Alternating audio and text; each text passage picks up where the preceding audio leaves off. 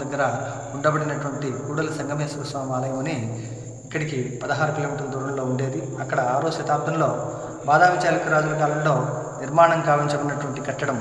దాదాపు 1500 సంవత్సరాల చరిత్రాత్మకమైనటువంటి ఆలయము శ్రీశైలం ప్రాజెక్టు కట్టడం వల్ల ముంపున గురి కాబోతూ ఉంటే దీనిని సెంట్రల్ ఆర్కియాలజీ డిపార్ట్మెంట్ వాళ్ళు 1976 మొదలుకొని 90 వరకు దాదాపు 13-14 సంవత్సరాల పాటు కోట్లాది రూపాయల ఖర్చుతో యథాతథంగా మళ్ళీ పునర్నిర్మాణం కావించి 1990లో మహాశివరాత్రి రోజున పుష్పగిరి పీఠాధిపత్యుల మీదుగా పునఃప్రతిష్ఠించడం జరిగింది.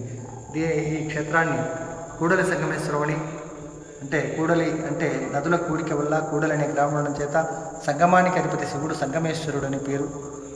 అట్లనే దక్షిణ ప్రయాగానికి కూడా పిలవడం జరిగింది. దక్షిణ కాశీ అయినటువంటి అలంపుర క్షేత్రానికి సమీప నదుల యొక్క సంగమ స్థానం ఇది. అక్కడ ఉత్తరాదిన కాశీకి సమీపంలో అలహాబాద్ దగ్గర గంగా యమున సరస్వతుల సంగమం ఇంతటి పవిత్రమో ఇది కృష్ణా తుంగా భద్రా నదుల కలయికల సంగమం. అలంపూర్ క్షేత్రానికి సమీప నదుల యొక్క సంగమం ఇది దక్షిణ ప్రయాగగా కూడా పిలువబడుతోంది.